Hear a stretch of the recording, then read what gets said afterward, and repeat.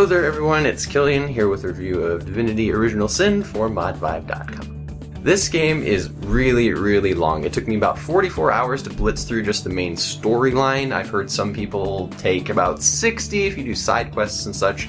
I remember I was looking at different websites and I remember seeing a list of the longest games ever, just in the history of gaming, and this one was ranked about 95th up there with things like Skyrim and Oblivion and all the Elder Scrolls games, and even MMOs. 95th. 99 hours of content. In Divinity, you take on the role of two source hunters, a kind of magical police force that goes throughout the world, righting all the wrongs and finding imbalances in magic. You start off the game being smuggled into the port city of Syseal. They're under attack by orcs, they have undead walking in the streets, and somebody just got murdered, and you are sent there by the mystical magical source hunter council to fix all of the town's wrongs. Actually, come to think of it, you only get sent there to find the murderer, but you kind of just end up cleaning up all of their messes.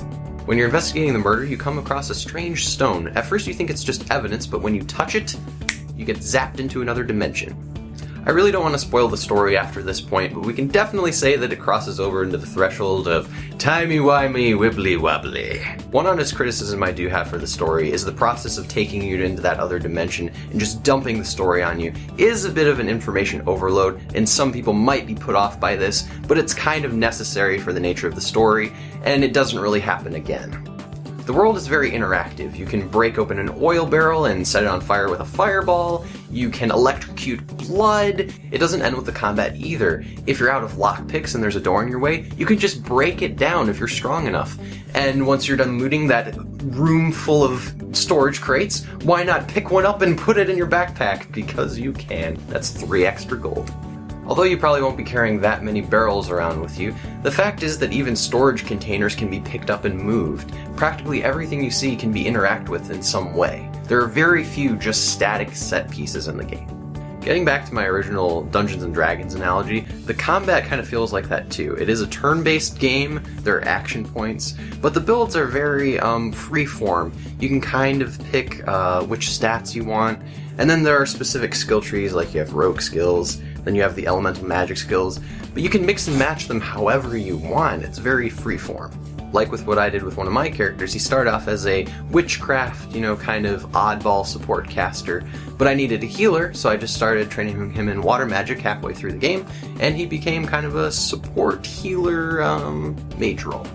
Going back to the whole environmental effects thing, occasionally the game will put them up as traps that you have to overcome, and my big complaint with this is that you have to have an elemental mage. The game will give you access to spell scrolls, but they're very limited and they can be expensive, and you need them at specific times, and it is so much easier with an elemental caster, so this kind of takes away from the whole character building and do it how you want. It's definitely something they could have done a little bit more tweaking to. There are other ways you can get past environmental hazards like barrels of water and things like that, but these can sometimes be kind of rare and a little bit hard to use. They could have either fixed this by making scrolls more available or making the objects more common. You'd think this would be remedied by being able to pick those objects up and take them with you, but the barrels are quite heavy and you can't carry that many to complete all of the puzzles.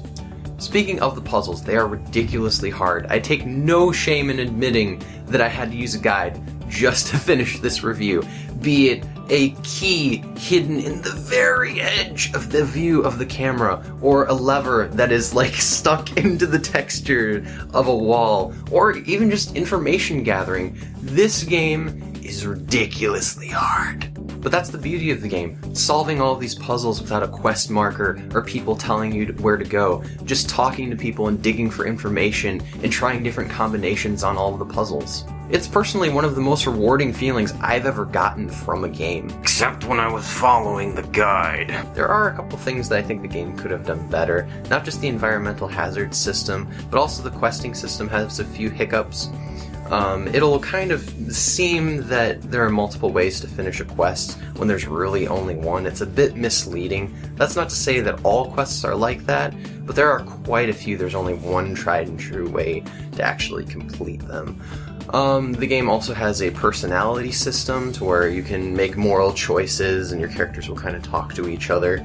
But it doesn't really change the story that much. It'll give you some stat boosts, dialogue might be a little bit different, but there's not that much impact, and I was looking for more impact from that particular system. Overall, I think if you're looking for a challenging game that maybe harkens back to that old Dungeons & Dragons turn-based RPG combat, this game is probably exactly what you're looking for. Thank you guys for watching this review. If you're looking for maybe something a bit more in-depth, I also did a written review that can be found elsewhere on the Mod5 site, or probably below this video. If you're looking for some other video shenanigans, I have my own channel on YouTube, which will probably be right next to that written review link down below.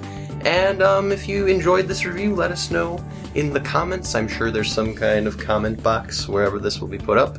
And I will see you guys in the next review. Bye-bye.